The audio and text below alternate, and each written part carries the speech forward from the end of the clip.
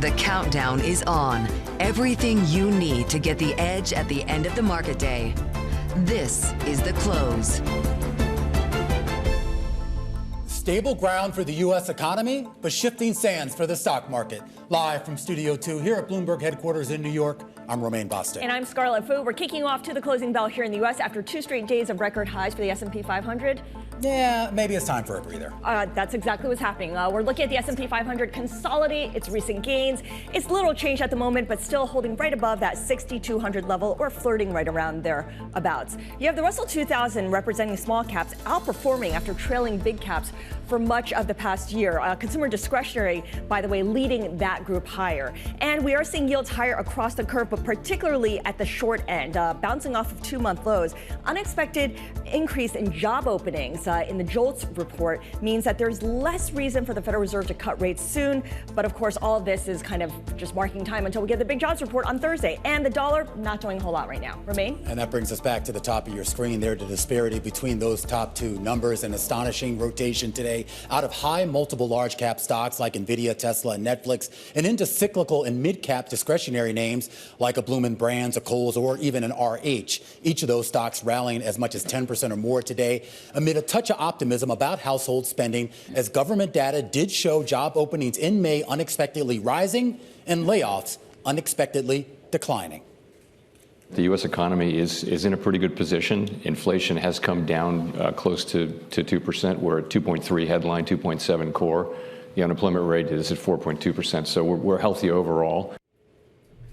And strategists over at Goldman do see life to this rally, which should prompt systematic investors to actually increase their allocations from the big pool of cash that they've been hoarding on the sidelines. They're predicting $80 billion in global equity demand over the next month as market volatility ebbs and political uncertainty flips to, well, more predictable outcomes. A case in point was the advancement today of Trump's budget bill, which combines $4.5 trillion in tax cuts with $1.2 trillion in spending cuts. The controversial bill, which will add to the U.S. deficit, just barely squeaked past the Senate, a 51-50 vote. Now goes back to the House of Representatives, where Speaker Mike Johnson says he can wrap everything up by the July 4th holidays. Yeah, much the shudders of fiscal hawks, right? While fiscal hawks look at that one big beautiful bill with trepidation, small cap bulls see something else entirely. They see opportunity. I mentioned how the Russell 2000 is outperforming the S&P 500 today. Here's a look at the spread between the indexes. Anytime the bars are green, it means small caps are outperforming big caps. And right now, that's a 1.4 percentage point differential in favor of small caps. At one point today, this spread was the widest in favor of the Russell since last November. So that reflects growing investor conviction that the bill would disproportionately benefit domestically focused small caps through lower corporate tax rates. With the bill now headed back to the House Romaine, some are even saying that the market is pricing in a potential small cap renaissance. Absolutely. Actually, you're seeing the biggest outperformance of the Russell at least since May. And if you look at the S&P 400 mid caps, you got to go all the way back to November of last year to see something that even comes close to matching it. Aoifinn Devitt joins us right now to kick us off to the close, Chief Global Market Strategist with Moneta. And that's where I do want to start with small caps. The chart Scarlett put up, at least for one day, definitely shows there's a little bit more enthusiasm for the cyclical and I guess the more smaller and mid cap discretionary side of this trade. Do you find opportunity there at all, Aoifinn? I do, and I would say that this rally is well overdue. We have seen this underperformance of small cap and mid cap versus large cap persist for some time. It's in that these companies that don't have the pricing power, don't have the moats around them, just haven't been able to compete in terms of investor retention with the large caps. I think the passing of this bill, as well as just that kind of drumbeat of positive indicators coming out of the economy, that's all kind of sizing up for a nice time to rotate into these stocks. Well overdue, though. I think there's going to be a lot of pain that needs to be recovered from before we get to a nice rally in these stocks. Certainly so, but I am curious as to what the pricing actually tells you right now, not only in terms of what you're seeing with equity prices, which are at or near record highs, at least for the benchmark indices, but to see that move in the Treasury curve kind of flip-flop just a little bit from the steepening that we had been seeing over the past few weeks. Very interesting. I'd say it is a little bit concerning to us market watchers as to why markets are really stubbornly resilient. None of the nagging concerns have gone away. If anything, we now have the big, beautiful bill with its definitely negative impact on the fiscal deficit situation. We know that that has been driving the dollar down. That has been leading to some concern and volatility in fixed income markets. But however, equity markets seem to be really running on their own steam and quite agnostic as to some of these concerns, as well as to the still brewing geopolitical uncertainty. So remember, we also have the tariff uncertainty still in the background, and we think that may be resolved by the 90-day deadline, but we're not sure yet. So as far as pricing, it does look fairly priced, certainly on the large cap side. But then again, the FOMO, and Goldman Sachs is predicting 80 billion into equities. Remember, there are about 5 trillion or 7 trillion even in money market funds on the sideline. So a lot more of those potential dry powder that could be diverted into equity markets. Yeah, what you're really describing, though, is a momentum-driven market. And we see that certainly with the big caps and especially with some of the big tech names. It's become just kind of default for investors to just plow into those big names. How much momentum is there behind small caps? I mean, we see this outperformance every once in a while, and they can get quite large, but it's not really sustainable over the longer term. I would agree with you. I think there's not a huge amount of momentum there. There has been a systematic shifting away from small cap, away from mid cap. Those active managers have struggled to, as I said, retain the investor attention. It's not just a momentum-driven market. I'd say something like the drive we're seeing in financials right now, that's a bit of a turn up into a new sector.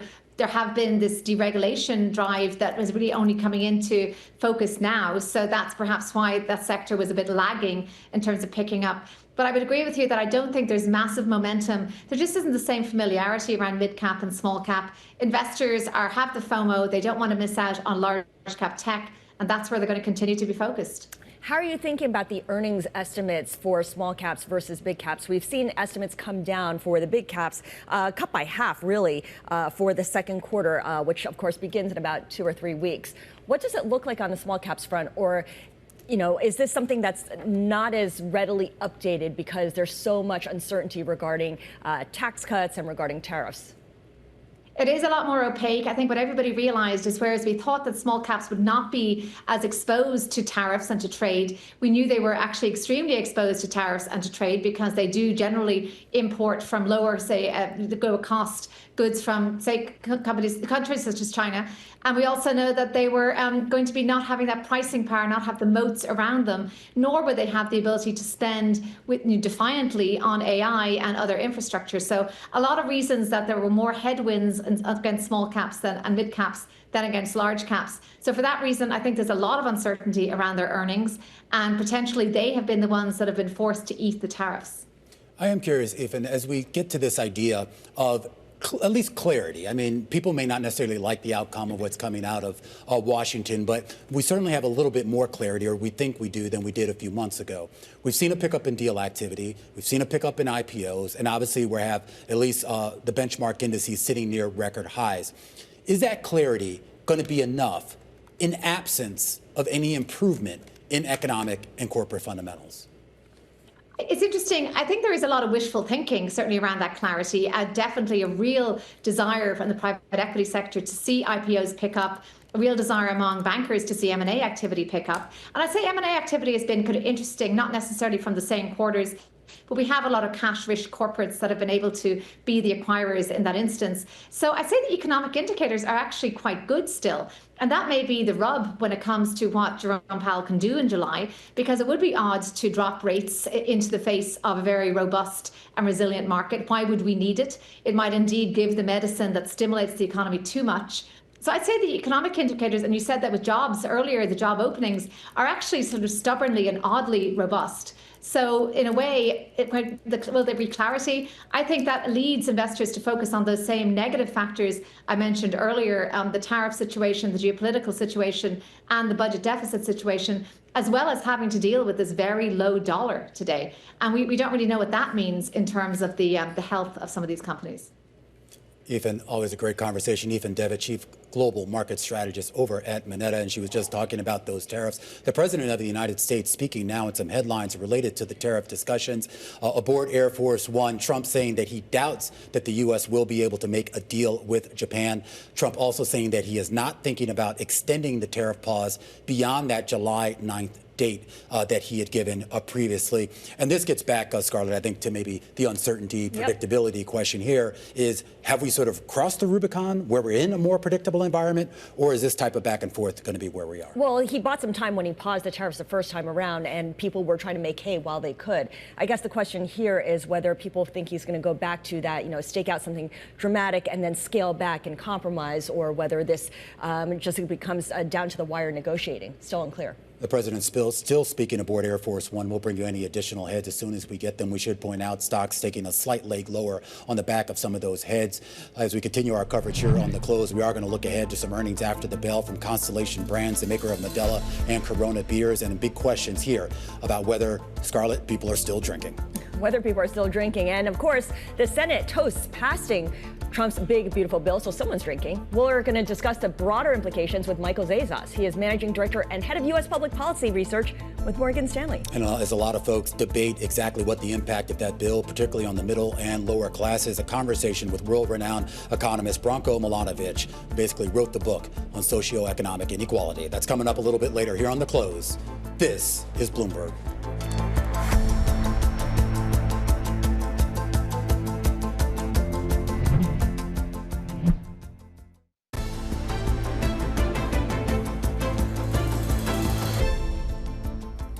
The data point that gave equity bulls pause this morning, U.S. job openings in May exceeding forecasts, climbing to their highest this year, while layoffs declined, suggesting there's less urgency on the need for rate cuts.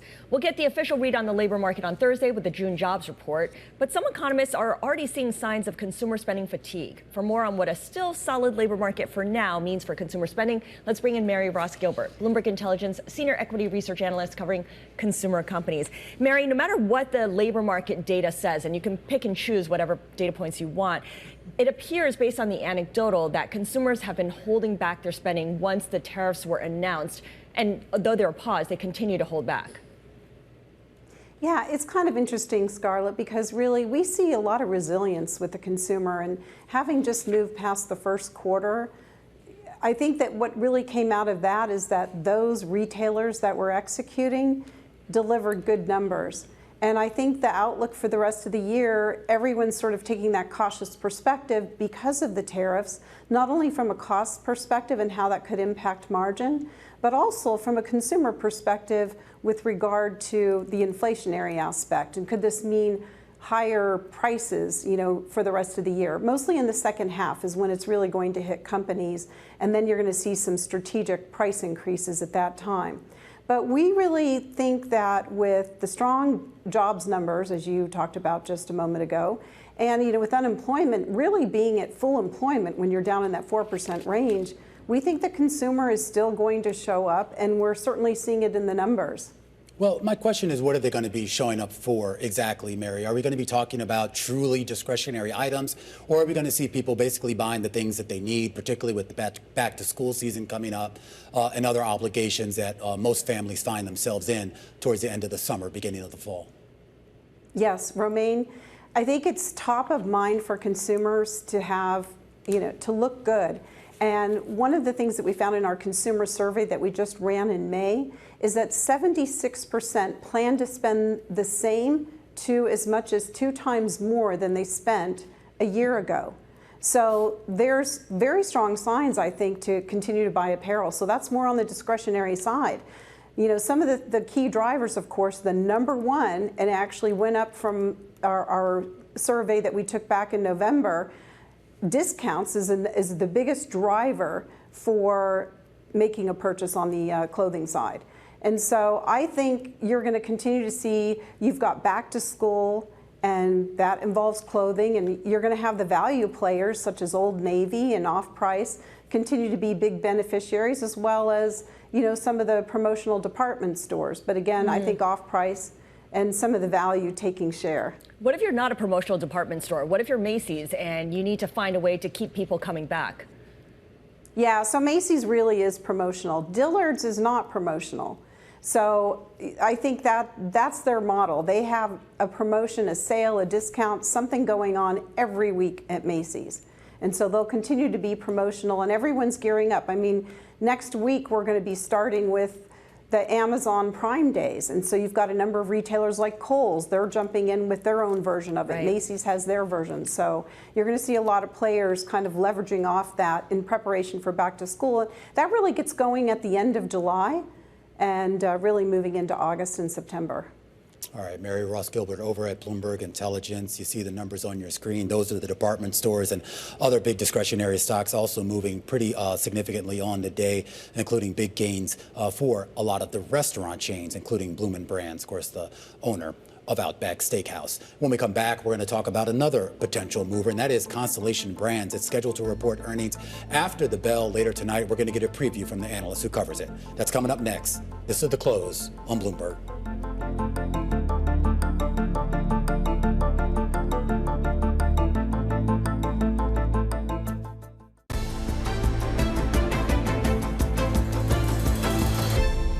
All right, let's get a view from the sell side. Top calls, big movers on the back of analyst recommendations. And we start today with Hasbro. Goldman upgrading the toy maker to buy, raising the price target to a street high $85, with the analyst saying Hasbro is performing better than feared and is well placed to deliver ahead of expectations for 2026. The shares up about 5% on a 4-day win streak. Next up, Sweetgreen, TD Cowen, souring on the salad chain, downgrading to hold, the price target taken all the way down to a street low matching $15 a share. The analyst says Sweetgreen's key urban footprint is under extreme pressure, and its expansion into faster growing suburban areas is still untested. Those shares down 1% on the day. And finally, Hyatt. Raymond James upgrading to strong buy following the hotel operator reaching an agreement to sell its portfolio of 15 Playa brand resorts. It's a move the analyst says removes a significant overhang on the stock, a stock on a 7-day run right now, longest win streak since November of last year. And those are some of our top calls. And on a day where we see a lot of strength in consumer discretionary stocks, let's push ahead to earnings after the bell from Constellation Brands, the maker of Modelo Beer, Kim Crawford Wines, and High West Whiskey. Lower sales volumes and higher tariff costs expected to be in focus.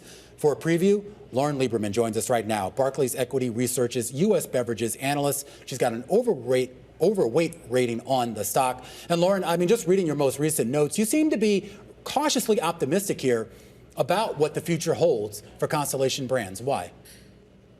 That's right. I mean, I'm not, let's say, blind to the current challenges and the realities of the category in which they're competing. But I think the management team has done a very and surprisingly sensible thing to the degree to which they lowered their medium-term outlook back in April when they reported. Lowering the outlook, we can get into details if you'd like, just around the backdrop for beer expectations for the beer category, but also the expectation over the next 3 years for just how much Constellation can outperform category dynamics. About 50% of their consumer base is Hispanic. And so it feels that they are baking in some, let's call it, whether they're dire or realistic expectations for the direction of travel for that consumer base over the next few years. I am curious, Lauren, when you hear a lot of the anecdotes in the media about this idea that younger consumers, particularly Gen Z, aren't consuming alcohol at the same levels as my generation or other generations have, is there validity to that, or is that just an excuse for why we've seen slowing sales? Yeah, I appreciate you putting yourself in the generation that drinks a bit more. So I think it's hard, right? Anecdote, we live in a world of anecdotes, and it's been hard because there's a news story every day about moderation and change in behavior.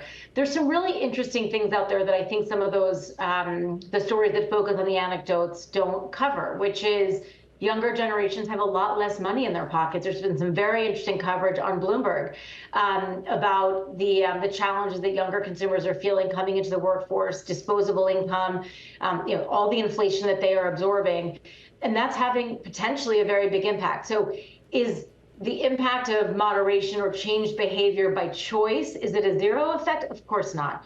But I think there are other factors at play as well that I think we sort of ignore, the cyclical elements that may be a big part of this conversation. We won't know till we know, but I think it's tough to assume it's all structural because it's a very, very fast pace of change, and consumer behavior does not change that quickly. Staying with consumer behavior, you mentioned the pullback in the Hispanic consumer base. Is there anything that Constellation Brands can do to solve for that, to address that on its own?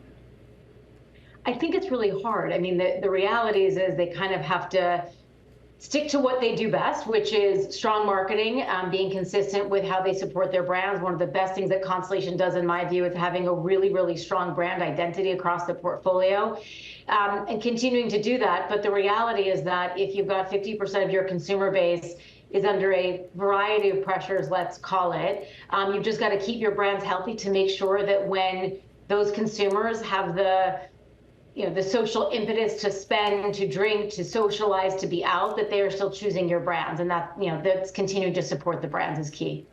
Romain mentioned that tariffs will be top of mind for a lot of investors. We know that imported aluminum faces a 50% tariff. How big of a headwind is that for Constellation? Yeah, so about 40% of their package mix is in cans, just good statistic to have. When they reported last quarter and they gave their guidance for the next fiscal year, they talked about a roughly 100 basis point headwind to operating profit from tariffs. They didn't give we can back into a number, but that's also going to be assumption of some mitigation efforts that they can take on. But it's about 100 basis points to operating profit.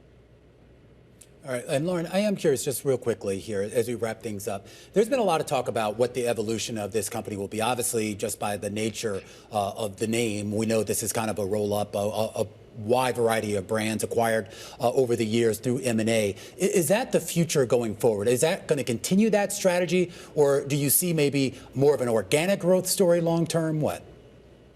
No, I think it's organic. I mean, if anything, right, they've been downsizing the wine portfolio, maybe a little bit more slowly than some in the investment community would have liked, but they made a very, very big move, deciding to divest their mainstream wine brands, and that was announced concurrent with earnings last quarter. So more focus on beer. The reason I also point to organic is I think a big change at this company in the last several years with the change in ownership structure and the founding family no longer being involved is a new level of capital discipline that's not been the history of this business, but it is very much what the current management team is committed to. And back in April, they also announced a new $4 billion 3-year share buyback program. So they are committed to protecting margins, protecting and generating cash, and returning to shareholders, even if they're in a slower growth environment. But I don't think M&A is going to be part of the story going forward. All right, Lauren Lieberman, Barclays Equity Research's U.S. Beverages Analyst, thank you so much. And Romain, that's a really important point, this idea of returning cash to shareholders, because it opens the company up to a wider base of investors. Yeah, absolutely. And I mean, I think the idea of leadership change or ownership change slightly is really key into this. I mean, there were a lot of things that held this company back in the past because of some decisions coming from the tippy top. And maybe now the CEO has a little bit more wiggle room to do some things. Perhaps. All right, let's take a look at what's coming up, because we're going to continue to keep an eye on the president, who has just landed, and see what he has to say about tariffs and trade. Coming up, we're going to speak with Michael Zeza. He is managing director and head of U.S. public policy research at Morgan Stanley on the economic impact of tariffs as President Trump's July 9th deadline approaches. This is The Close on Bloomberg.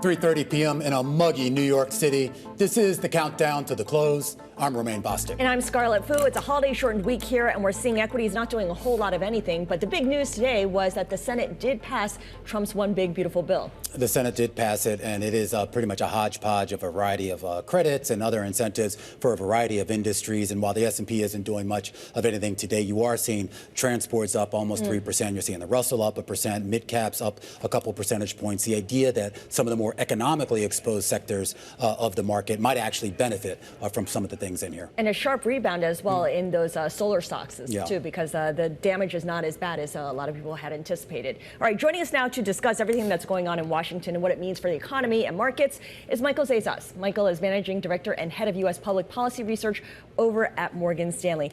Michael, thanks for joining us. Yeah, thanks for having me. So after President Trump was elected, but before he took office, a lot of talk was about sequencing his legislative priorities. And, he started with tariffs and then he went to the One Big Beautiful Bill. Now that it looks like we have this One Big Beautiful Bill taken care of, how does this pave the way for the execution of those other priorities? Well, these were the two priorities, right? Sort of remaking trade policy and enacting this kind of fiscal legislation where the primary part of it was going to be extending the expiring tax cuts. The rest of the legislative agenda, or sort of the rest of the policy agenda, is really stuff that's within executive authority, and it's happening already, right? It's immigration and sort of limiting immigration. And then regulatory policy, where really there's just not a lot happening right now. Some of that probably means we have to start looking to next year to see if Congress, now that they've gone through this bill, if they're going to start trying to pass bills to deregulate in some meaningful way. But I'd be skeptical that you're going to see much happen there, because you can't push things through the reconciliation process that way. You're going to need to find Democrats to rally with you to do something like energy permitting reform, for example. I asked the question about sequencing because the president just spoke and said that he's not thinking about extending the tariff pause past July 9th, and that he doubts that they'll have a deal with Japan. And these are talks that they've been engaging in for a while. To what extent does the final One Big Beautiful Bill, which we still don't know the details of, inform specific country and sector tariff levels? Probably not specifically on a country-by-country basis. But look, I think our base case has been, and I think this is the consensus with the investors that we talk to and the companies that we talk to, that we're going to get to July 9th and not much is going to change. The tariff levels you have now are more or less going to be continued, either because they put more time on the clock for negotiation, or there's some memorandums of understanding put into place. But we could all be a bit complacent. I mean, anytime everyone's agreeing, I think that should sort of set off some alarm bells. And one of the things could be that there could be some complacency amongst the policymakers themselves who are deciding on tariffs, because consumers haven't really felt the effect of these tariffs yet. Our economists did some really good work on the lagged effects of the tariff implementation and when people actually feel it, and then therefore when it would become an economic or a political problem. The passage of the bill could sort of reinforce that, like, oh, we're delivering, in the perception of the administration, we're delivering some good news here, so we have space to operate with. Not our central case, but it all means we do have to pay a little more attention on July 9th than maybe you would have thought just a few days ago. I'm curious about, particularly with the tax and bill, and I guess the House is scheduled to try to vote on this on Wednesday. How is this bill, at least based on what's been reported in the media, how is it playing amongst actual voters? I mean, I know the media has parsed this, and economists, every which way to Sunday. But is this something that you think is palatable, particularly to the Republican base, that could potentially help them in the midterms next year? Yeah, I mean, listen, the opinion polling is always on a lag, but it's pretty negative, right?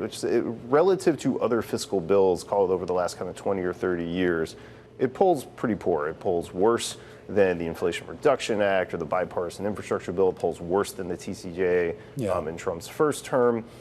But I don't think that necessarily means you're going to see some feedback loop where Republicans at the last second pull the rug out from under it. Because at the end of the day, it's sort of you do what you can before the midterms kick in, because history is not on your side regardless of what you do ahead of the midterms. Hold that thought for 1 second. In conversation with Michael Zeza over at Morgan Stanley, let's listen in to tape playback the president speaking on Air Force One. He's always a no. Nothing constructive at all. I mean, just terrible. Thomas Massey from Kentucky. And nothing constructive. I don't think he's a very smart guy. Good education, but that's about it. What degree are you trying to make an example out of him? I don't care about it. I don't think about him. I mean, you know, when I oppose somebody, and for some reason the voters, almost always, they seem to go along with me because they know I'm working hard. I have a nice high IQ. They like that, you know. We like high IQ people. But they know I make good decisions. That's why we have that. Trump was right about everything, right? But, you know, I don't like guys like, they just keep saying, no, I vote no, I vote no. There's nothing. Let him do something. Let him get what he wants. To vote yes, but if you look at his voting record, it's always against. Well, he's going to have an opponent. He's going to have a big opponent, a good opponent, who's going to win. A poll just came out, and it showed anybody I endorse against Massey loses by 25 points. So he's going to be history, I think. I'm not sure how much work do you think you'll have to do to get it past the House now? What's your game plan for that? I felt the Senate was going to be tougher than the House. We got there. We got pretty much what we wanted. It was it's an amazing package. It's the biggest bill ever passed if we get this done. You know, most of the people wanted 7 or 8 different bills. And I thought that was tougher because it'd be 100%, but then there'd be nothing. This bill has something for everybody by doing it this way. So we're happy about it. We're happy with the result. So are you concerned that you're going to go to meet for any changes? Well, they're going to ask for certain changes, probably. I don't know. I mean, I guess what would happen, if that happens, you then have to run it fast past the Senate, so, it never ends. I don't know if that's going to happen. Do you think it's still possible to get this done? I guess that's been done, right? On occasion, that will happen where they'll make a change and they'll get it passed, so it'll go pretty quickly. But I think the Senate was a very big move, and they worked very hard. I didn't get along with Tillis, and he resigned. That's good. That's a good thing. Run for that seat, sir. Tillis' seat. Well, somebody that would really be great is Laura. She grew up there, but they live in Florida. They have a very good life, and they're great people. She did fantastically running the RNC. She's even got a show that's like the #1 show, and Mark Levin is likewise. I mean, they have the #1, #2 show over the weekend. So she's done well. She's a great person, Laura Trump. I mean, that would always be my first choice, but she doesn't live there now. But she's there all the time. Her parents, and she really knows North Carolina well. And I won it 3 times. I don't know who the candidates are going to be. I think you're going to have one of the congressmen step up, and should do very well. So should she talk to you about it? No, not at all. It's so soon. I had it out with this guy 2 nights ago, and he resigned, which I was happy about. He did us all a favor. Sir, you spent a lot of time with Secretary Doe today, obviously. Did you discuss with her at all this report about an $80,000 dark money payment she received in 23 and appears to have been kept on her federal disclosure reports? No, I haven't. I didn't. You're telling me this for the first time. I think she's done an amazing job. On Secretary Doe, you talked about... Who are you with? Washington Examiner, sir. Okay. Good paper, actually. Are you concerned right now, again, with the speed of the deportation? Obviously, Tom Hogan, Stephen Miller have talked about this isn't enough. Well, it's going to take a long period of time. We're going to have a lot of angst because it's a tough thing.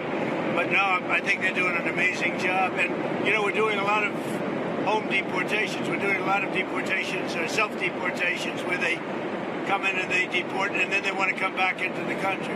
And they can only come back into the country under no circumstances unless they go out the proper way. Otherwise, they're never coming back in. No, I think it's going very well. Look, Biden did us a tremendous disservice when he allowed this to happen to our country.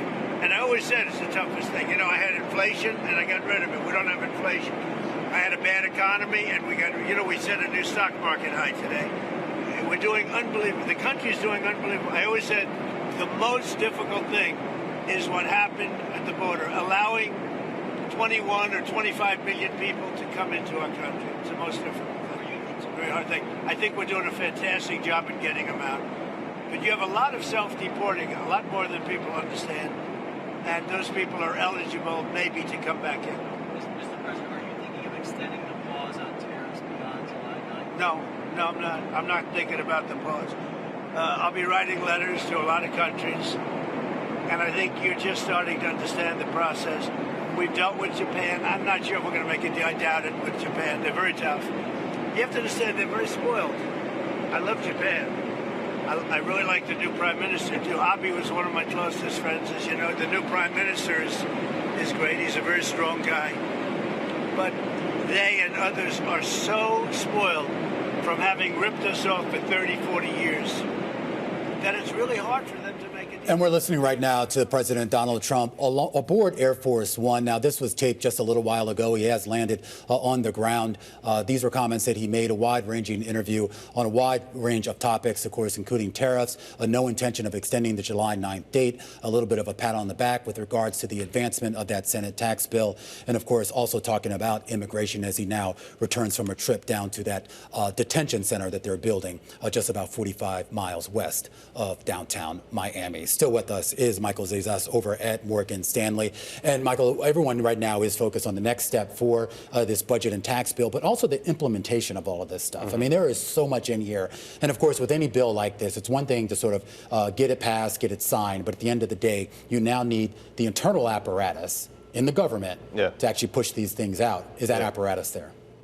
Yeah, a lot of these changes are tax changes, right? So they'll kick in next year. And some of this is sort of, frankly, a rollback to prior tax changes. So, while there might not be a lot in here that's definitively stimulative from a macroeconomic perspective, is the way our economists would look at it, some of the tax breaks might take down the average effective tax rate of the S&P 500. So there's kind of a mixed effect here where equity investors, large cap equity investors, could see some bottom line benefits, but the broad economy, because you're extending some tax cuts, but you're also cutting things like Medicaid and other sorts of spending, that can have offsetting effects. I wonder what you think about the Trump-Elon Musk battle kind of being revived here, because the president is now threatening to withdraw government subsidies from Elon Musk's companies after Musk criticized the One Big Beautiful Bill. As we see some of these tax breaks for certain sectors, are these things that the president can just withdraw from companies because he's upset at one sector or another? No, not really. I mean, they're in law. They're going to be in law, and companies will be able to rely on them for whatever period they're sort of baked in. So I wouldn't say investors should be particularly concerned about that. But what the bill doesn't really do is sort of increases the deficit. It doesn't definitively boost growth in the aggregate. So we think investors should be paying attention to. A lot of them, the ones that we're talking to, are paying attention to, is that there's still really this kind of growth pressure going on. A lot of it's created by the tariff pressure that's already existing, whether or not there's a further escalation on July 9th. And so things like bond yields should be coming lower, and we still think there's more room on dollar weakness. So I think that's more the kind of clear read-through than some of the kind of permutations across the different aspects of the tax part of the bill. I am curious as to what you think the Trump administration is going to do next in terms of what's going to be their big policy initiative that they're going to pursue now that presumably this budget bill is out of the way. Yeah, I mean, listen, there's still a lot of game to play when it comes to tariffs, right? And July 9th and further negotiation with China. And so while we think tariff levels have kind of settled out, these kind of periodic re-escalations, even if they're just rhetorical, are probably going to be a feature of U.S. trade policy, at least for the balance of the year. Beyond that, as we get into next year, I think, listen, people should be focused on the potential for energy permitting reform. And a lot of that might be in service of whatever the administration establishes as their approach to AI in particular. So I think that's something we're really focused on, is when is the administration going to further detail and further deliver on something they talked about in an executive order on January 20th, the full AI policy, and how are they going to support U.S. AI development. I think that'll be a key story for 2026. All right. Michael Zeza, Managing Director and Head of U.S. Public Policy Research at Morgan Stanley. Thank you so much. Thank you. We have some breaking news. Romaine, you spotted it first. Figma filing for an IPO, looking to list on the New York Stock Exchange under the ticker FIG. It has also released some financial details as well as part of this filing for an IPO. First quarter revenue of $228 million, an increase from $156 million last year. Full year revenue of 2024 of $749 million versus $505 million a year prior. In the 2024 fiscal year, it did report a net loss per share of $3.74 versus EPS of $1.62 the prior year. So this is going to be a big IPO one way or the other. I mean, we're talking about a company, I think its last funding round was already valued at something like $12.5 billion. So obviously the S1 filing doesn't actually show how many shares are going to sell, but even if you take 10% of that, you're talking about what will be the biggest IPO of the year. I was looking, because there's been all this talk about all the IPOs we've had. There's only been 3 so far this year that came in above $1 billion raised. That was CoreWeave, SailPoint, and Circle were the 3. CoreWeave being the biggest at about $1.6 billion. Most likely, Figma will be much larger than that. Yeah, well, I mean, it has that linkage to AI, right? And of course, it's a design software company. The interesting thing, of course, was that it was meant to be merged with Adobe, but that didn't go off because regulators got in the way. Yeah, and I don't know, maybe this actually works out a little bit better for them. Yeah, well, maybe for the investors, certainly. All right, coming up. What do they say? When a door closes, a window opens? Yes, yes, another door always opens. Okay. Absolutely. There you go. All right, well, the other door opens to the closing bell with Jimmy Chang, CIO at Rockefeller Global Family Office. That is next. From New York, this is The Close on Bloomberg.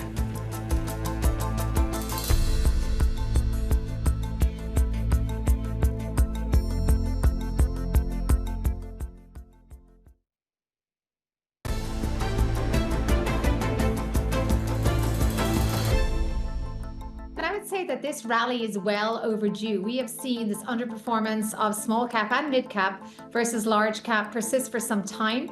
It's in that these companies that don't have the pricing power, don't have the moats around them, just haven't been able to compete in terms of investor retention. Aoifinn Devitt over at Moneta kicking us off to the close just about 50 minutes ago, Scarlett. And since then, we've seen a bit of a leg down in stocks, at least when it comes to the NASDAQ indices, down about 0.6%, though we're still seeing small, mid caps, transports, things like that actually hold up. Yeah, the S&P 500 is basically unchanged right now, still holding above 6,200. But there's that contrast you talk about between, say, the Magnificent Seven down 1.25% and the Russell 2000 up almost 1%. I don't know how much we chalk this up to the one big beautiful bill and the continued tax cuts for companies. Most of which will be felt more directly and more immediately by small cap companies. I am curious about the rotation, though, because, I mean, you put up the Mag 7. I mean, Apple's higher on the day, but that's kind of the outlier. I mean, Tesla's down 5%. Yep. Let's take that out of the equation. We know why they're down. But then you have, Meta getting sold off by about 3%, NVIDIA by 3%. I wonder if that's the idea of just high multiples, high valuations, and looking for something better, and maybe you find that in. Yeah, it's an opportunity to go into small caps, which have been beaten down so much, and earnings estimates have come down by so much. Why not at this point?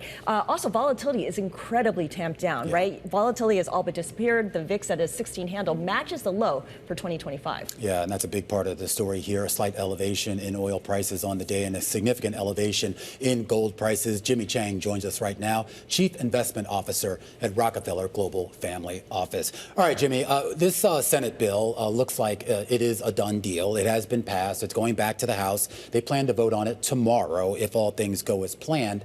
I am curious about what the feed through is into the market once this is passed. There are so many things in this, from various credits for various industries, the raising of the debt ceiling. Do you anticipate that this would be market positive on a net basis? On a net basis, it is anticipated to be market positive just because it's front-loaded with fiscal goodies, whereas the costs are pushed out to the latter 6 years. But from a very near-term liquidity standpoint, it's actually going to be a slight headwind because with the debt ceiling in place right now, the Treasury couldn't issue net new debt. So as a result, they were drawing down the TGA, the Treasury General Account, and that released about $340 billion of liquidity by drawing it down on the Fed's balance sheet into the economy and the market in the last 2 months. So that helped with the rally. Now, with that ceiling to be lifted, the Treasury will have to decide how much to replenish the TGA. If they take it back to $800 billion, that could be quite punishing. If it's, let's say, $600 billion, mild impact. So as they replenish the TGA, they will be drawing liquidity from the market. So in the near term, that could be a potential headwind. I am curious in terms of the potential tailwinds. There's been a lot of talk about the resiliency, if you will, of the economy. We got some job openings data today that I think gave some people some encouragement. Do you see firm economic footing going forward? I think it's too early to tell. I think at this point, we're still worried about the impact of higher tariffs. The interesting thing is that we've seen tariffs rising. If you look at the June data, we've collected about $26.7 or $27.6 billion in June. That annualizes to $330 billion. And that's $255 billion more than what we collected in fiscal 2024. Wow. Now, that's 48% of the total corporate income tax that we collected in fiscal 24. So it's quite a big, impact, but it hasn't been felt in the earnings report and economic data because that started in April. So we'll see starting in the July earnings reporting season how companies will handle that with their margins, how much they pass through to the consumers. But it is an effective de facto tax hike to the economy. So the benefits of the 10BBB is still to come. But in the meantime, we're already getting hit with the impact of the tariffs. So when you look at that, assess the damage or the impact of those tariffs on companies, what are you thinking will be the impact on specific sectors? How will consumer companies handle it versus big industrial companies? Which ones have the ability to pass on those increase in costs versus those that have to kind of eat it? It really depends on every sector's pricing power and the individual company's pricing power. So that's the bigger the company, research. Yeah, the bigger company probably has more leverage with the providers, so they can probably force their suppliers to eat more of the cost. Whereas the smaller businesses actually are at a somewhat disadvantage. They won't be able to go back to their suppliers to lower the prices. So unless they're able to pass through to consumers, they have to take the margin hit. Yeah. Well, the one thing that everyone seems to have conviction on is the idea that the dollar is weak and going to stay weak and weaken further. We already see the Bloomberg Dollar Index at a 3-year low. How do you think about the significance and the impact of this this weaker dollar as a driver for inflation and fueling a rotation away from U.S. dollar-denominated assets like equities, or as a tailwind for big cap earnings? Actually, the U.S. dollar's performance in the first half, losing 10.8%, was the weakest first half performance since 1973 when Nixon was the president. And I think it's probably overdone in the near term. I'm actually looking for some stabilization. So if the dollar were to stabilize, probably means that an opportunity for U.S. stocks to outperform. If you look at the first half, international stocks, especially European stocks, Euro stock was up like 24% because of the strong euro being a big contributor. But as the dollar stabilizes, I would suspect it is more an even game. But on the economy, certainly higher earnings potential for multinationals with the international exposure. But at the same time, it's going to be more expensive for importers. Yeah, I'm curious. You say when the dollar stabilizes, that doesn't necessarily mean we're going to recoup some of these losses. I mean, there's been a lot of talk about the idea that the drop that we've seen in the dollar is more about bringing us into more equilibrium with the rest of the world. I guess maybe dinging to a certain extent that exorbitant privilege that we've lived with in the post-World War II era. Exactly, yeah. I agree. I think the dollar was overvalued in the last 3+ years. If you look at the trading range for DXY, the US dollar index, it was between 90 and 100 from 2015 through 2021. And then it shot up above 100, went as high as 114 in the last few years. We're really just coming back down to that trading range at around 97. So I wouldn't be surprised if we bounce along this trading range between 90 and 100 for a number of years.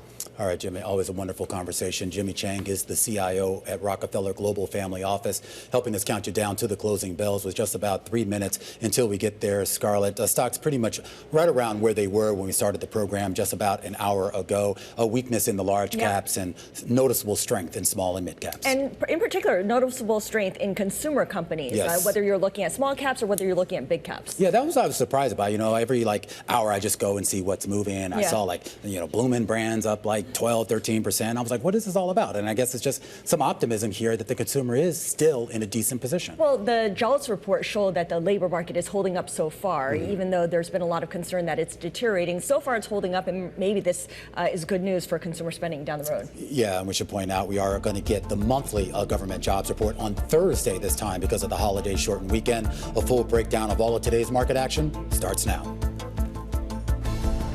The Closing Bell, Bloomberg's comprehensive cross-platform coverage of the U.S. market close starts right now. And right now, we are 2 minutes away from the end of the trading day. Romaine Bostic here with Scarlett Fu, taking you through to that closing bell with a global simulcast. It started. Carol Masser and Matt Miller joining us from the radio booth. Tim Stenovic has the day off as we... This poor guy. I can't tell you how many times I keep coming back from a break. I'm Carol Masser along with Tim Stenovic. Matt's like, I have worked with you for like 20 years. It's been over 25 years, Carol. He's really upset. Meanwhile, Tim just got here. Romaine, he's just so sensitive. You know how that can be. Okay, yeah, I'm a little lost here, but welcome to our audiences across all of our Bloomberg platforms. All right, Carol, let's get right to it here. I mean, we've been talking a lot on the TV program. I don't know what you guys talk about on radio other than wine and stuff, but on the TV program, we've been talking about the big market moves and the idea that most of the moves today are in the small and mid cap space at the expense of large caps. All right. Yeah, absolutely. What a kind of weird day I feel like we're counting down to that jobs report, but there's so much going on again. But bank stocks, you want to look for some outperformance, folks? Take a look at the KBW Bank Index. It's up about 1.5%. Lots of speculation, right? We see bank stocks, their highest level in 3 years. Investors speculating that those banks will boost buybacks and dividends after clearing the Fed stress test. So, yeah, there's some outperformance for you, Matt. Yeah, I mean, to me, it doesn't seem weird at all, right? We had insane window dressing the last couple of days. Romaine, you were saying, we're the most overbought in like a year.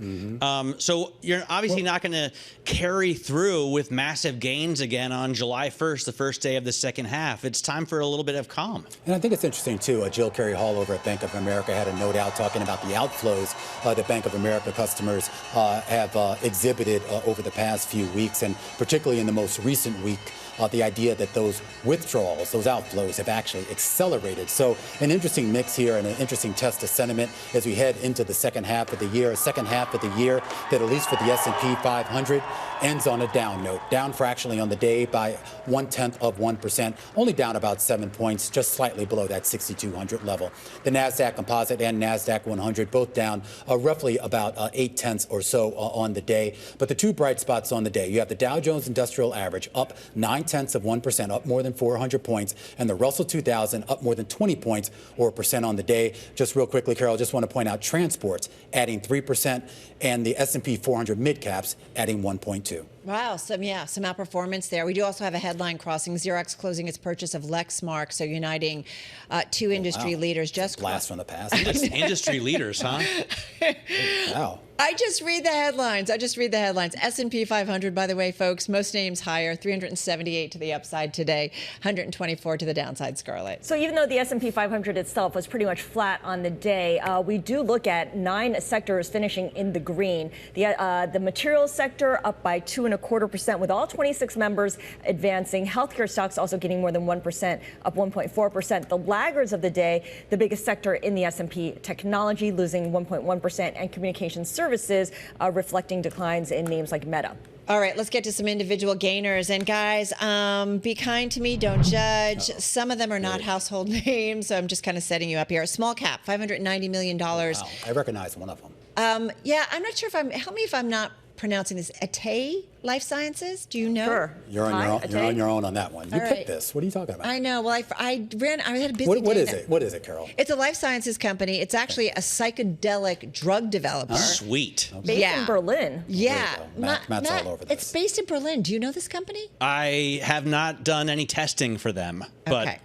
Based in Berlin with 54 employees. Thank you. God, you guys are Tiny, such love. Yeah, it's $590 million market cap. Shares up as much as 32% today, finishing the day with about a 23, almost 24% gain. Psychedelic drug developer said a mid-stage trial of its experimental therapy for treatment-resistant depression met all key endpoints. You know that this is something that's been percolating for years generally when it comes to psychedelics. Stocks up about 109% year-to-date, 7% though of the float is shorted, but that was definitely a standout. Here's another one, not a household, just under a $600 million market cap. Shares jumping about 14% after Roth Capital Partners raised the price target for the gold and silver producer to 15 from 12 after the company increased its gold and silver price forecast. This stock is up 41% year to date. 10% of the float is short. And then here's a more well-known company, $8 billion market cap company. I know, AGCO.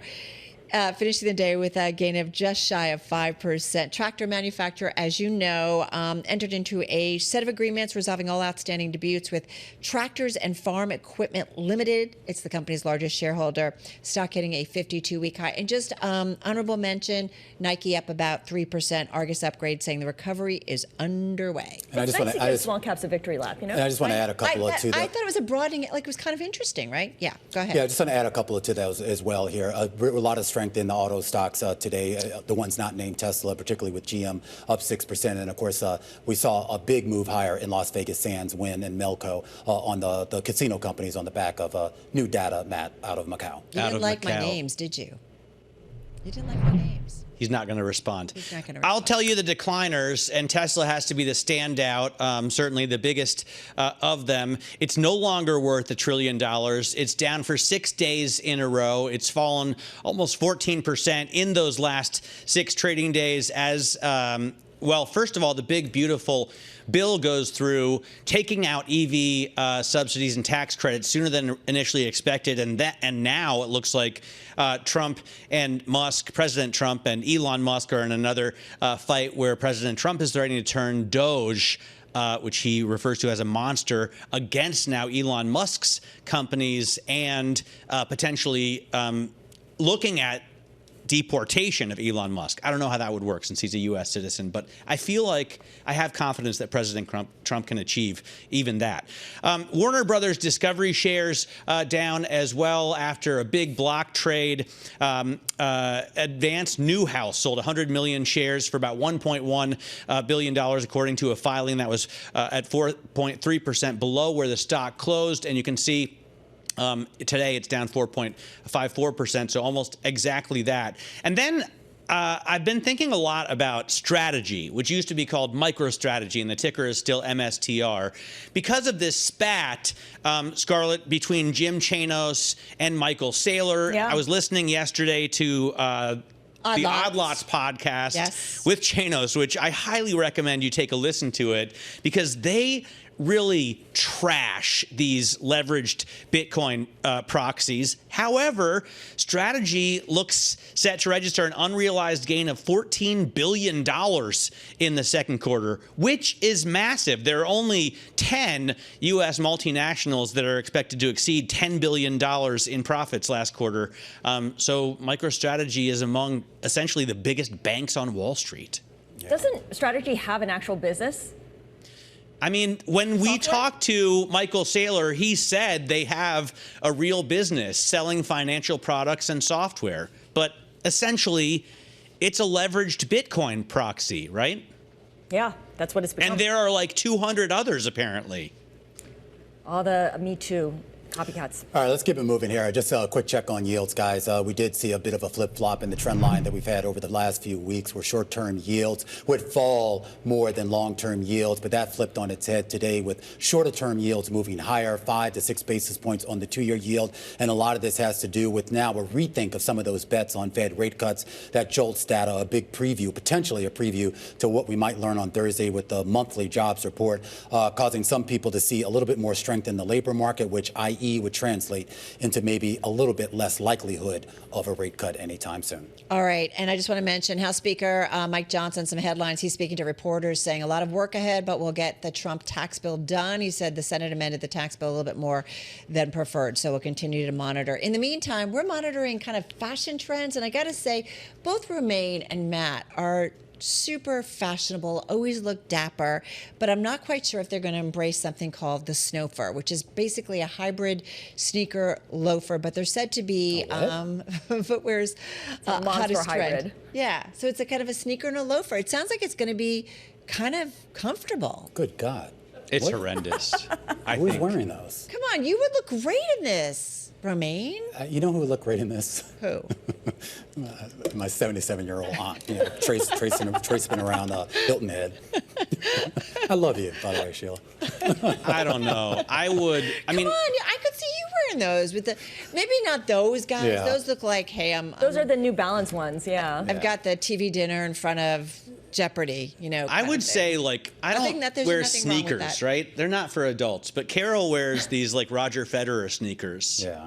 Hey, guys, I hate to break up the conversation. We have earnings. Okay. Do you care about earnings? Yes, we do. It's liquor related, so you'll like it, Caroline. I definitely. Constellation Brands. I definitely care. Constellation Brands out. This is for their fiscal first quarter. Looks like on a comp sales basis, they did come in relatively on the nose, $3.22 in the most recent quarter. The street was looking for that on average, so we should point out analyst coverage is somewhat limited. Beer net sales did miss as expected. So did wine and spirit sales, also missing as expected. And total beer operating income dropped by about 5.4%. You see the shares slightly lower in the after hours trade, down by about 3% here. It's going to take a while to dig through some of the other numbers in this release, but on the surface here, it looks like either in line or slightly below what the street was looking for. And we'll, of course, keep an eye on what they say about the impact of tariffs as well, especially on aluminum cans, because they do import some of their aluminum for those cans. Yeah, but definitely seeing some pressure here in the aftermarket. Stock's down about 24, almost 25% year to date. So, again, some disappointment here following earnings. All right, that is a wrap, I think. We got to wrap it up. Our cross-platform coverage, radio, TV, YouTube, Bloomberg Originals. We call it the closing bell. Scarlett and Romaine finishing up there on the TV side. And they're going to continue, as will Matt and I, right here on Bloomberg Business Week Daily. We'll see you again, same time, same place tomorrow. And our coverage continues right here on Bloomberg Television. We'll go from one Matt to another. Matt Brill, head of investment grade credit over at Invesco. He's coming up next right here on The Close on Bloomberg.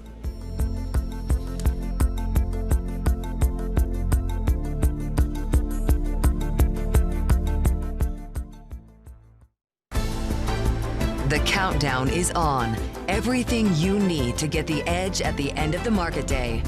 This is The Close.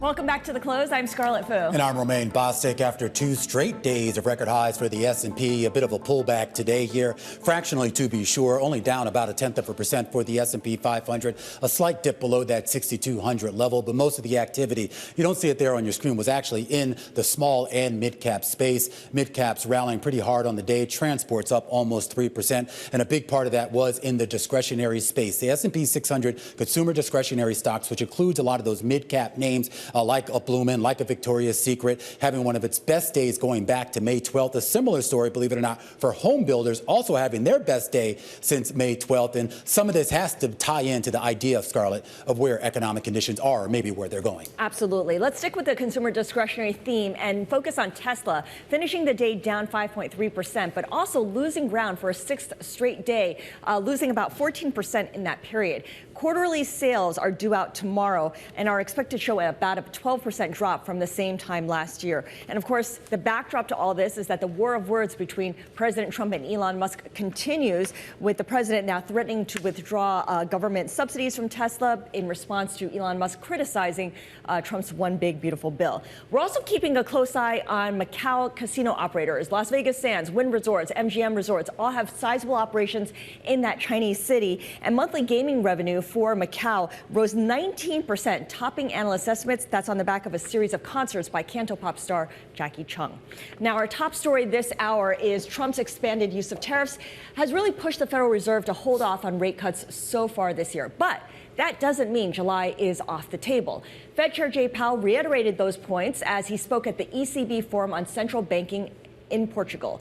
While he anticipates the impact of tariffs to show up in inflation data this summer, Powell did not rule out the possibility for a rate cut later this month. I really can't say. It's going to depend on the data, and we are going meeting by meeting. I mentioned, you know, how I'm thinking about that, but I wouldn't take any meeting off the table or put it directly on the table. It's going to depend on how the data evolve. Jay Powell speaking earlier today, and our next guest about to speak in a second says the Fed isn't too late to act yet. We think the Fed could cut in July, so he says. However, they almost certainly will wait until September. The man behind those comments joins us right now. Matt Brill is head of investment grade credit over at Invesco. Matt, there's been a lot of talk right now about necessarily the direction of yields, but of course, really about the direction of the Fed and how that feeds into it. Is there any real material change in your outlook for what the Fed is going to do this year? Hey, good afternoon, Romaine. Thanks for having me on. Yeah, today we had some pretty good jobs numbers that came out. The openings were a little higher. Quit rate was a little bit more, too. So some good signs of the labor market. But overall, we've been seeing the labor market slow. And it feels to me as if, you know, Powell knows that he's tightening, although it's probably not very, you know, drastic in terms of the tightening that he's putting on the economy, and he's being restrictive. So at some point, if you can hold it there forever, you are going to run into a recession. So I think we need to get out in front of it before you see all the data that's going to show that the economy is slowing. A lot of it due to, you know, some of the tariffs, and others just simply due to the rates being held this higher for so long. I am curious, Matt, about when we talk about the health of the economy, or at least the perception of it. A lot of people look to credit markets, and I'm given the sort of snapback in credit spreads, the idea that we had that bit of a widening in April, that's pretty much come back full circle. Tight on investment grade, relatively tight on high yield. What is that telling you? Well, it's telling you that balance sheets are in a really good shape to start with a good economy, slowing economy, but a good economy. So we like where we are today. We just want to make sure that we're not on a path weaker for the economy. But overall, balance sheets are about as good as they've really been in the last decade. The liquidity of the investment grade market and the high yield market through inventions of things like the portfolio trade are better than they've ever been. So the liquidity premium you need to get paid in order to buy investment grade credit or high yield should be less than what it was in the past. And you've just fought through so many different negative headlines and negative situations over the last 6 months, and the market really just shrugged it off. So for me, it tells you that they know the balance sheets are good, and they know that there's a lot of cash on the sidelines. And with yields where they are, this is a yield buyer's game. So north of 5% on IG, north of, call it 6.5%, 7% on high yield, there's a lot of money still there. And until there's major cracks on individual level, we think you're probably going to continue to be supported here. Let's talk a little bit about sectors. I want to focus on financials because in the equity market, you're seeing financials make new record highs. And we've seen hedge funds piling into bank stocks, the catalyst being the Fed stress tests, with all the big banks passing those exams. And also, of course, the idea that there's deregulation coming forward. What are you seeing when it comes to investment grade credit for financials? Yeah, so we like the banks, we're overweight the banks, and we think there's a lot of good things to come from the deregulation. The number one is the SLR that was just kind of changed here, which basically is going to require banks to issue less debt going forward. So it's not an immediate thing, but over time, they're going to have to issue less debt, which means supply will be less and supply-demand technicals will improve for banks. So we think that's really important and overall positive to the banks. But the other side of things, which we're thinking about 2023 and the regional banking crisis, there was really no ability to have any M&A within the banking space at that period of time. And now we think that there is. So just in the last week, it was just rumors, but you had Bank of New York looking at potentially looking at Northern Trust. You did get the administration to approve the Capital One Discovery merger. So I think there's M&A on the table within the banking space, and that could be good. Usually for credit investors, we don't love that, but in the banking space, you're taking some of the smallest players and making them bigger. Okay, so that's financials, and your notes indicate that you're overweight on utilities and underweight on energy, despite the turmoil in the Middle East. Where do you stand on the consumer? We're talking a lot about consumer companies and how they manage the impact of tariffs, whether they pass it on, whether they have the pricing power, what their financials look like going forward. Yeah, it's a real case-by-case basis, but overall, I kind of take the rule of thumb that if people are employed, they're going to spend. So that's why the jobs report coming on Thursday is going to be so important. The numbers we saw today indicating that the job market might still be pretty good. So we want the Fed to cut to keep the job market so strong. But if there's signs that it's slowing. So if the job market slows, the retailers will be hit because the consumer is going to pull back. Now, that being said, if we had oil go to $100 a barrel, that would have been a huge tax on the consumer. So we're very relieved to have that go away, we believe. And generally, we think that there's some opportunities for success within the retail space. All right, Matt Brill is head of investment grade credit at Invesco. Thank you so much.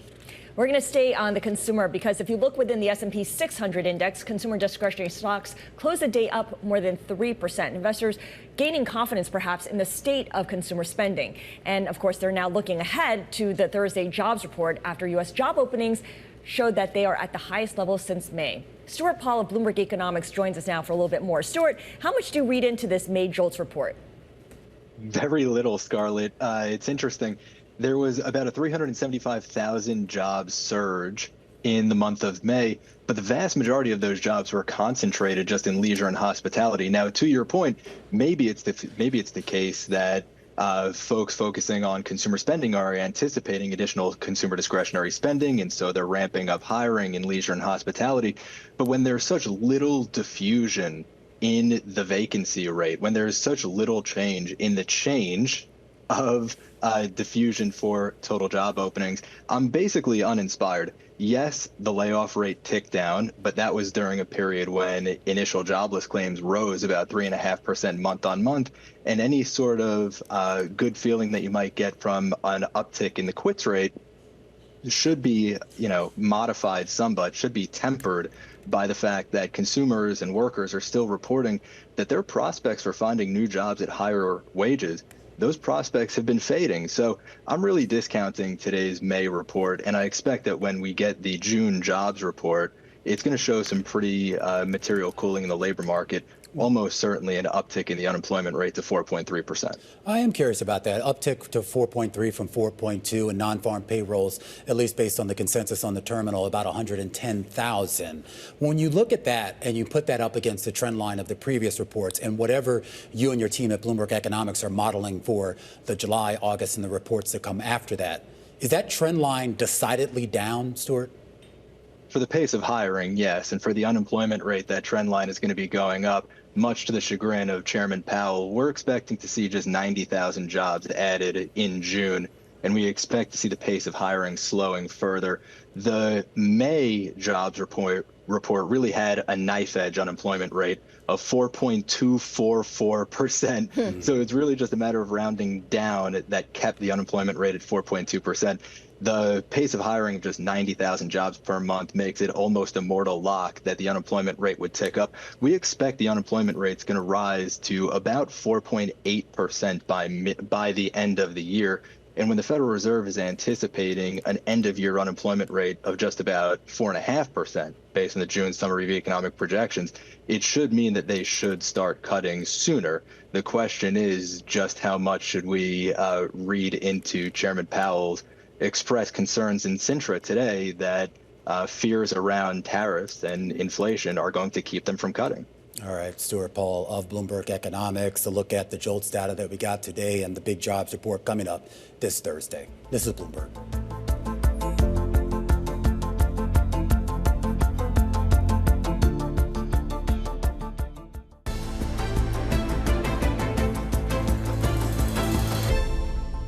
All right, the IPO market is heating up, and just a little while ago, we got an S-1 filing from the cloud-based design platform Figma. They plan to list here on the New York Stock Exchange under the ticker FIG.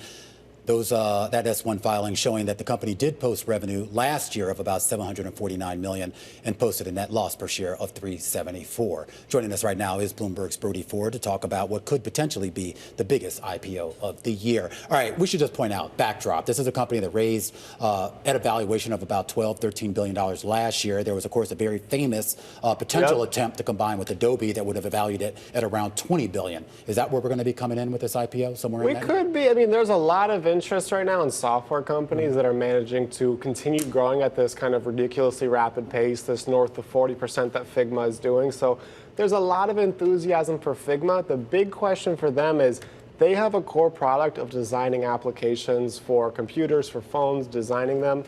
Can they expand into workplace apps? Can they expand into other creative tools?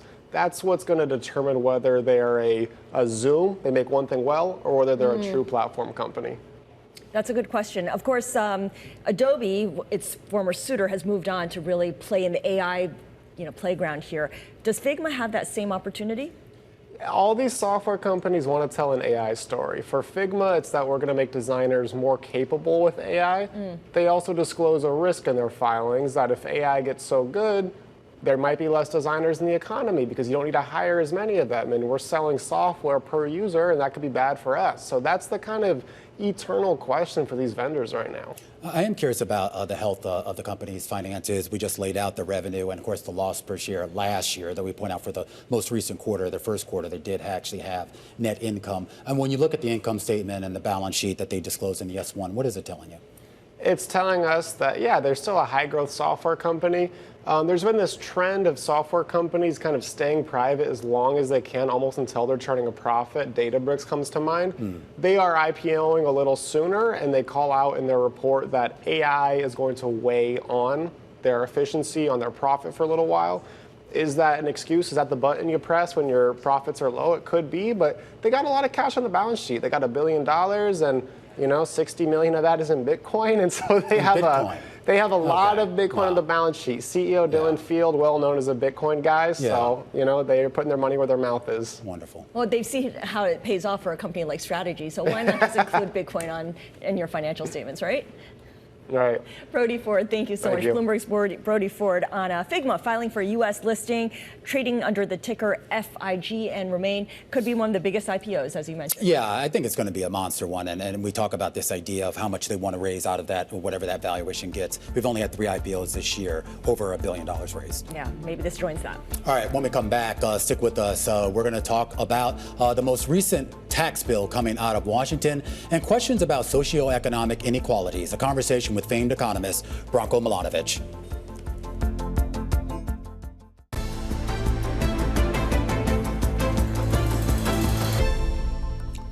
Well, President Trump's $3.3 trillion tax and spending bill has now passed the Senate and it heads to the House, and there are some concerns that it could actually widen the income gap.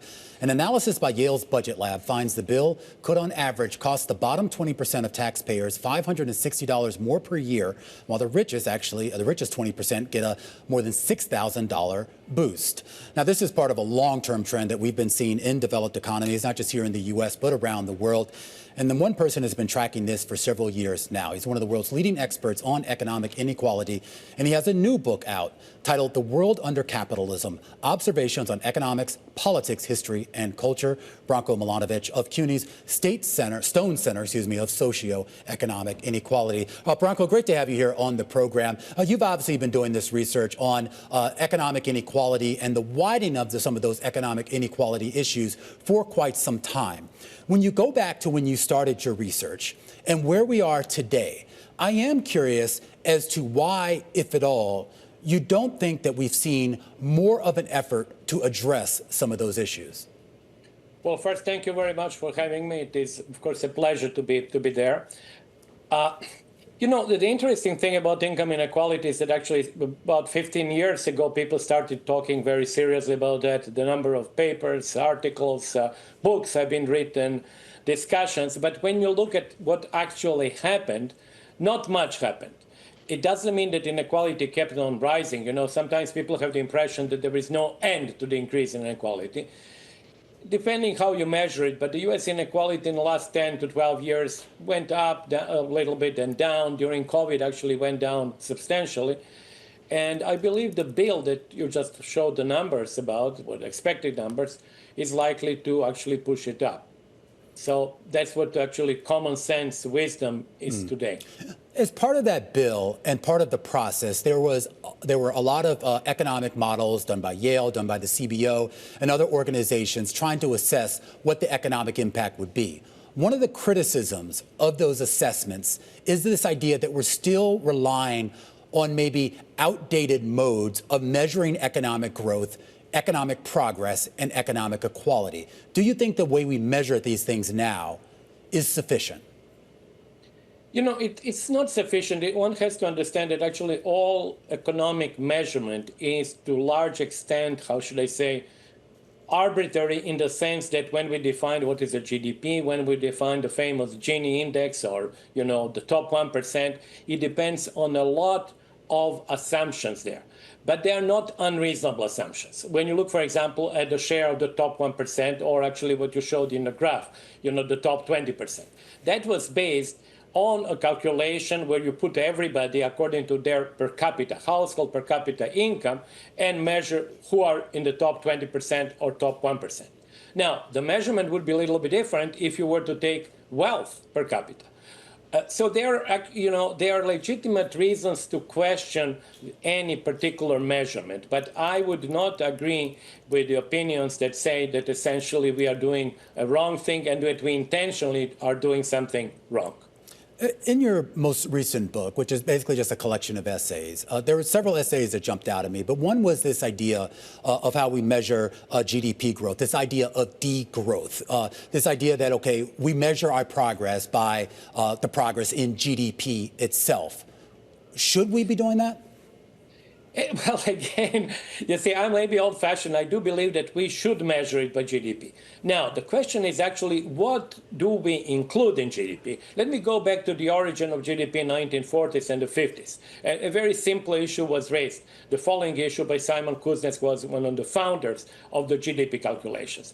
Should you count transportation, which is necessary for you to get to your job? Like when I take the subway, when I drive the car, should it be part of the inputs, not the final consumption? Because it is part of final consumption because we assume that actually transportation is consumed as a good. But if that transportation is actually a cost for me, should it be part of the GDP? Of course, there are other issues with, for example, financial sector, with the environment and so on. So we should revise the GDP calculations, and from time to time we do it, but we should not abandon it. We are, for all intents and purposes, objectively, at a pretty amazing fulcrum in geopolitics and in just our overall relationship between nations and the economies within those nations. When you look at the post-World War II order and everything that has been done over the past couple of decades to upend that, in some cases deliberately, in some cases just by happenstance, do we now call an end to that neoliberalism, that globalization that's so defined the past 60, 70 years? I think we do, actually. And let me say this, not only upending the order by design or upending the order by accident, it's also upending the order by the change in the geopolitical distribution of, well, economic and political and finally military power. The rise of China is a big event. It's not a centennial event. It's actually a millennial event. And when you have an event like that, where actually you design relationship globally and in Asia, you do have a question of adjusting the global order to a new reality. And so I think that indeed, actually, we are at the end of one period. And, some countries in the US in particular, and Trump in particular, are returning to neo-mercantilist policies for maybe political reasons, for the reasons that they actually believe that current globalization has favored China too much. But I don't think it's actually the question of will. It's the question of the changed power in the world. So as we start to see maybe potentially a shift in that power, and we should just point out, I mean, a lot of Trump's policies, at least if you take his words at face value, in his view, are designed to address some of those inequalities. However, this was a post-World War II system that the U.S. largely created and certainly was probably one of the biggest benefactors, if not the biggest benefactor. I am curious as to whether the U.S. economy, with all of its might, and of course the military might that backs it up, can still retain its number one spot? Well, I think it's actually, again, the definition of it as number one. I do believe, actually, it can retain, in terms of political and economic power, really the preeminence. I'm not of those people who believe that we are talking about the major decline of the United States. These stories happen every 20 or 30 years and they're being repeated. However, as I said before, there is a change in simply in economic power. I mean, to give an example, in late 1970s, China produced about 2% of the global GDP when you measure it in international dollars, which adjust for the difference in purchasing power. Today, China produces 22%. So when you have such a incredible change, you do have to have a readjustment. Now, whether the Trump's policy, which I agree with you, actually aims to readjust the system so that the U.S. retains its preeminence, whether it is fully successful in that, I sort of doubt, because you're working against globally changing forces, and you cannot really sort of adjust the situation to your liking so easily. When we talk about the shift in balance, Branko, there is a school of thought out there, and I think you might be part of that school of thought, that some of the inequalities and the shifts that we're going to see will actually favor what we would consider to be developing market nations at the expense of developed nations. Yeah, I'm actually, if you look at if you look simply at the numbers, so let's leave the ideology out of it. The period of globalization, or high globalization, has been associated with the rise of economic power of Asian countries. China is paradigmatic for that because, obviously, as I was saying before, it's really kind of elephant in the room. It's an obvious elephant. But also other countries like India, Thailand, Vietnam. People forget Vietnam, but Vietnam has been growing at very high, at some point even two-digit rates for the last 25 years. Indonesia as well. So there was this change, and it favored developing countries in Asia. But one should not forget that developing countries in Africa did not do particularly well. And of course, as you implied rightly, it was the period of high globalization that did not favor middle classes in the Western world. And partly we have political reaction to that now. Despite all of the focus on income and wealth inequality here in the United States, some of the research that you've done and other folks have done have actually shown much higher levels of inequality in some of those emerging nations, including China itself. Yeah, people actually don't know or don't pay attention, but Chinese inequality, of course, has jumped tremendously since the reforms. Under Xi Jinping, it has stayed more or less stable, but the level of Chinese inequality is higher than inequality in the U.S. Moreover, there are certain features of Chinese inequality which are problematic, even from the policy perspective. First, large gap between the urban areas and rural areas. Secondly, large gaps between different parts of China. We all know, and of course that's where most of the people travel, is coastal, Pacific coastal China. But the interior China has income which is much lower. Now, that's potentially a political problem. If you look at the United States, you do not have such a cleavage that is geographical. There are rich and poor people, but not all rich people live like in New York or New York City or in California or in Minnesota. There are actually much greater variety geographically. And I think for political reasons, that geographical cleavage in China is a problem. All right, Branko, really a fascinating conversation. I really appreciate you taking time. Branko Milanovic of CUNY's Stone Center of Socio-Economic Inequality. All right, we do have some breaking news. This on the dividend and cash give-backs by the big banks following the big Fed stress test that all of those banks passed. Morgan Stanley, Wells Fargo, JP Morgan, Bank of America, and State Street all boosting their dividends. State Street boosting by 11%. Morgan Stanley boosting its dividend just modestly to $1 a share from 92.5 cents. Wells Fargo intends to raise its dividend by 12.5% to 45 cents a share. And Bank of America plans to increase its dividend to 28 cents from 26 cents a share. And then JP Morgan, as always, leading the pack, a dividend boost to $1.50 a share from $1.40 a share. But the company also saying that it has authorized a new share buyback program of $50 billion. We'll keep an eye on the movement in those shares higher in the after hours trade. This is The Close on Bloomberg.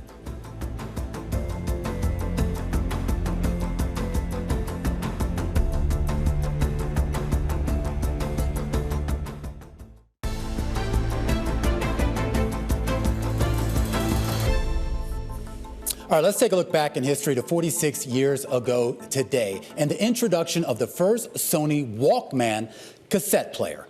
Now, the legend goes the Sony co-founder Masaru Ibuka wanted to listen to his favorite opera music while on long flights, and he asked one of his designers to take Sony's Pressman dictation recorder, which was favored by journalists at the time, and make it smaller. Now, in less than 4 months' time, with no market testing, the designers released the TPS L2 on July 1st, 1979 in Japan for about 33,000 yen, or about $150 US, which is almost $700 when adjusted for inflation today. Now, originally branded as the Soundabout when it debuted in the US, the device didn't actually record or come with a speaker, but it did include technology that prevented the cassette tape from skipping when the player was jostled around as people ran or walked, hence the Walkman. While portable audio devices existed prior, from handheld transistor radios of the 1950s to those gargantuan boom boxes popularized by hip-hop in the 1970s, the Walkman was decidedly unique. Unlike transistor radios, which of course could only play the radio, the Walkman for the first time let users conveniently take and listen to their own music on the go. And unlike boom boxes that could weigh more than 20 pounds and required upwards of a dozen D batteries to power, the Walkman was petite, 14 ounces, and it just needed 2 AA's. It would usher in a new category of personal devices that directly led to laptop computers, to PDAs, and to smartphones that altered how we interacted with society and, of course, with ourselves. The Walkman and its imitators, they were directly responsible for a boom in sales of cassettes, which by the 1980s overtook vinyl and spawned a whole generation of awkward teenage boys gifting mixtapes to their romantic interests. But by 2010, after more than 200 million units sold, Sony halted production of the cassette tape Walkman amid the growing popularity of MP3 players. Surprisingly, the Walkman is having a bit of a renaissance, believe it or not, being featured in TV shows like Stranger Things and movies like Guardians of the Galaxy. And the Walkman as a brand, well, it still exists, but now just as a digital media player. All right, we want to stay within the entertainment space right now and talk about Paramount. Paramount's annual shareholder meeting is kicking off tomorrow, and the elephant in the room is a big one. It will undoubtedly be the company's merger with Skydance, which is still waiting for the approval of U.S. regulators. Joining us right now is Aoifinn Klingsberg. He's partner co-head of U.S. corporate and M&A at Freshfields, one of the best in the business. Great to have you here, Aoifinn. Make sense of what the heck is going on with Paramount. Yeah. Well, first of all, the shareholder meeting tomorrow, it's almost more what's not on the agenda than what's on the agenda, right? Because the merger itself was approved by written consent a moment in time after it was signed back a while ago. So all that's on the agenda is re-electing the directors, and that's a non-event because National Amusements, the Redstone's vehicle, has super voting shares, and it's a fait accompli about what happens there. Interestingly, though, there is a big ISS recommended against the directors, and that sounds against the directors. Yes. Okay. Yeah.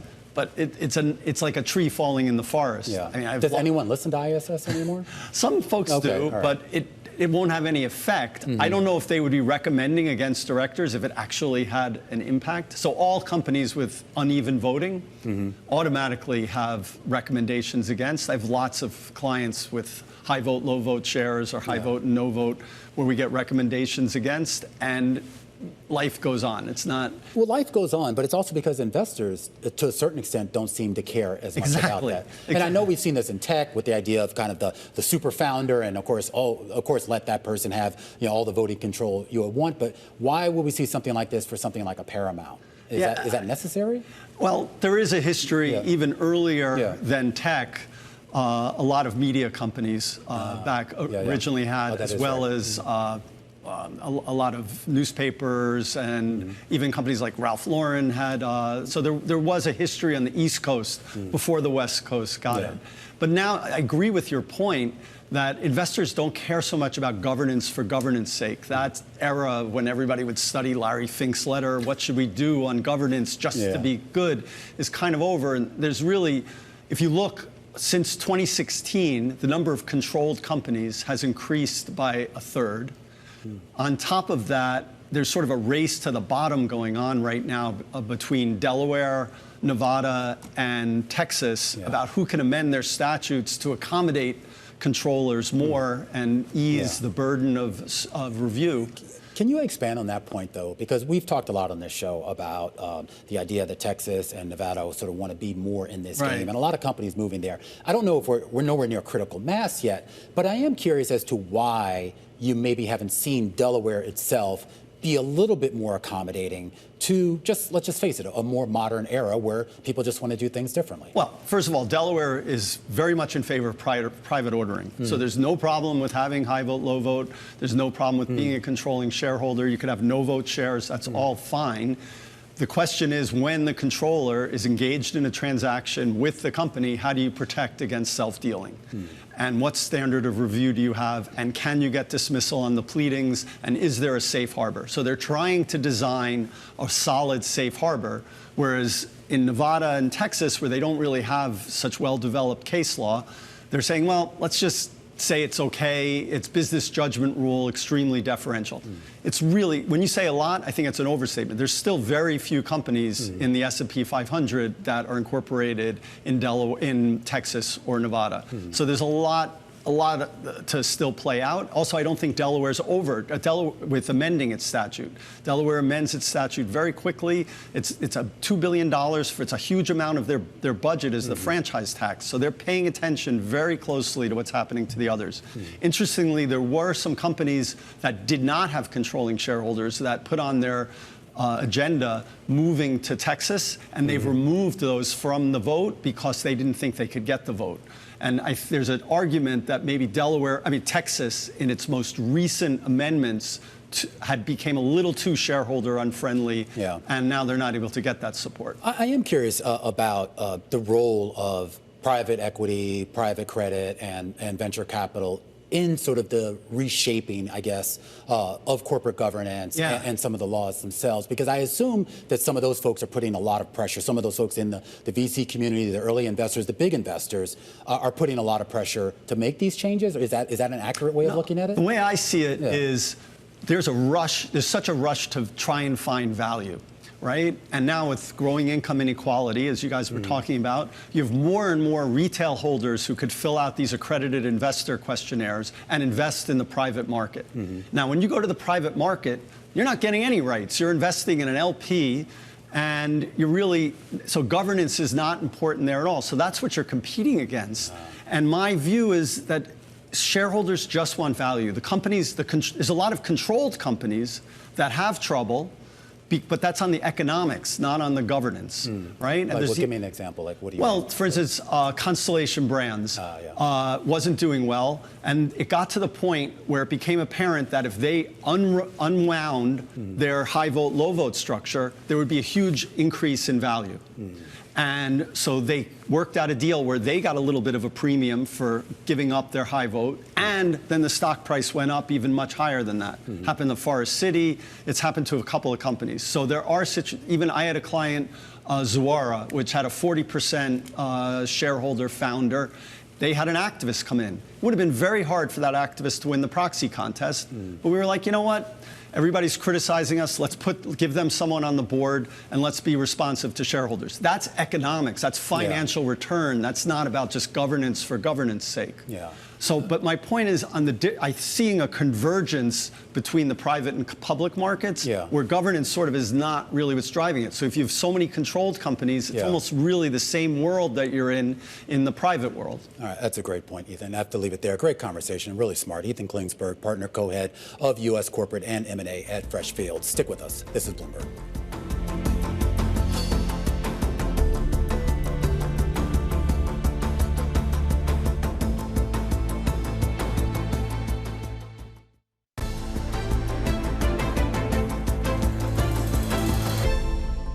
All right, here's what the markets will have their eyes on Wednesday. The big drumbeat to a Thursday jobs report. MBA mortgage applications out at 7 a.m. Challenger job cuts out at 7:30 a.m. And ADP employment changes out at 8:15 a.m. all Eastern time. Full coverage of that right here on Bloomberg Surveillance tomorrow morning. And tomorrow we're also on watch to get deliveries out of Tesla. We got delivery numbers out of GM, Ford, Toyota that showed a significant rise in the second quarter. People are expecting for Tesla a drop. That does it for us here on The Close. We'll be back tomorrow. This is Bloomberg.